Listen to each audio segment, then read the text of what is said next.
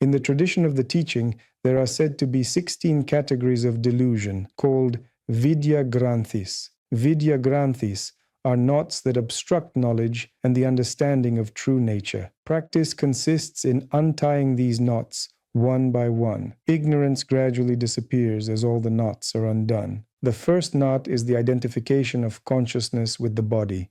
Aham dehasmi. This is the mentality in which we do not realize who governs the body and instead identify ourselves with the physical form. We often forget that the body is only a shell, a costume, a pillowcase for the soul. This can be compared to an avatar on an internet forum or a character in a virtual game. The real user is at home, sitting at the computer, while the characters interact in the virtual reality. If the user identifies too strongly with the avatar, dependency arises, the illusion that he is the character. In a similar way, the physical body is also a kind of character, simply more gross. The true consciousness that governs the body lies deeper, beyond even the subtle body. Forgetting this is the effect of the first Vidya Granthi, which must be untied. The second knot is related to subject-object perception, when the world appears external, independent, solid, and self-existent. This is also called eternalism. This knot is undone through the principle of the fivefold formula, reduce everything to mind. Deep reflection on the nature of consciousness and external reality leads to the realization that the external world is not different from consciousness, just as dreams are not separate from the dreamer. When a dreamer lies in bed, he may see strange cities,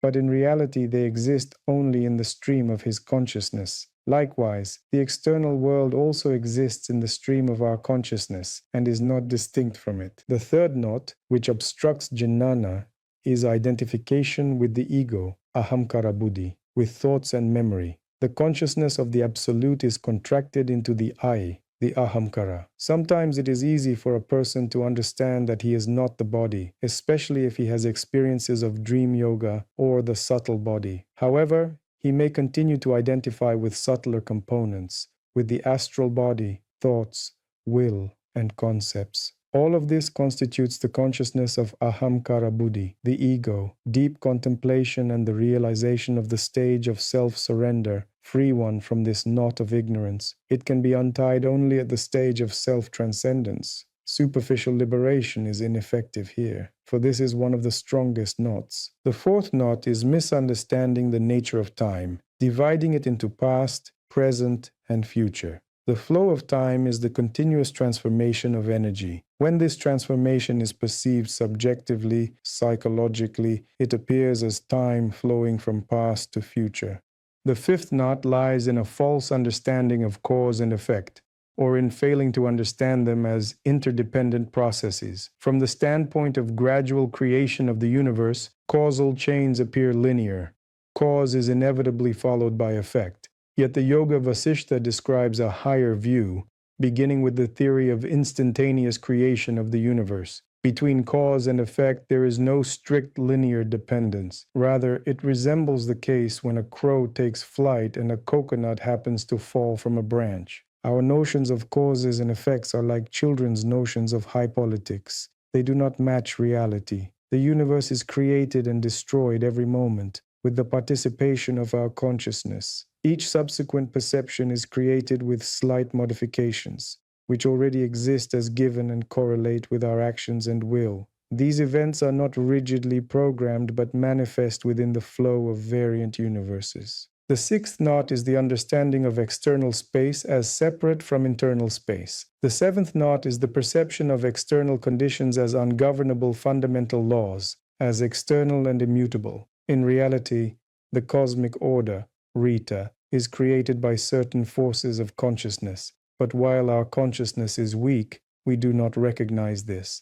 The eighth knot is related to limiting perception to one's own world, and not realizing the existence of many other realities. We are tightly bound by our own world, and fail to see that parallel worlds exist right now, formed by the karmic vision of the beings who inhabit them. For example, the worlds of divine beings and of asuras exist, but we do not perceive them because we lack the corresponding karmic vision. This is similar to informational reality. A virtual club of punk rock lovers exists, but for you it does not exist because you do not belong there. Likewise, your world, say the website of a Laya Yoga monastery, is alien to punk rock enthusiasts. In the same way, countless other worlds exist, created by the power of consciousness. Occasionally, disturbances of consciousness allow us to enter these different realities. The ninth knot is the sense of one's will as separate from the will of the Absolute.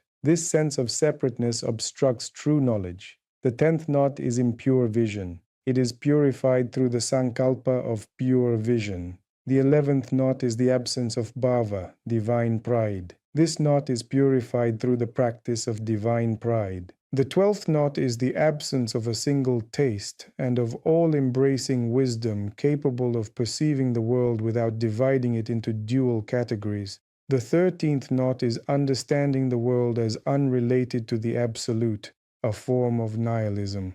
When the inner experience of Brahma Ahambhava is not integrated with the outer world, a negative position arises.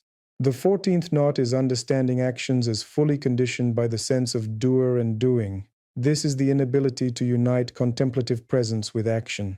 The 15th knot is viewing the world through concepts, labels, and mental constructions, rather than through direct awareness. The 16th knot is understanding all events and situations as unambiguous and linear, the inability to see the ambiguity of the world. This knot reflects the strong tendency of the mind to divide and categorize. The untying of the 16 Vidya Granthis is a gradual multi-layered process leading from illusory perception to true knowledge. Each knot of ignorance, whether a subtle attachment of the mind or a deep identification with the body, requires attentive awareness and inner practice. Liberation does not come instantly. It unfolds as the practitioner unties the knots one by one, realizing the nature of consciousness, reality, and his own will. When all 16 Vidya Granthis are untied, the illusion of separateness disappears. Consciousness attains clarity, flexibility, and wholeness, and direct perception of unity with the Absolute and the entire universe is revealed.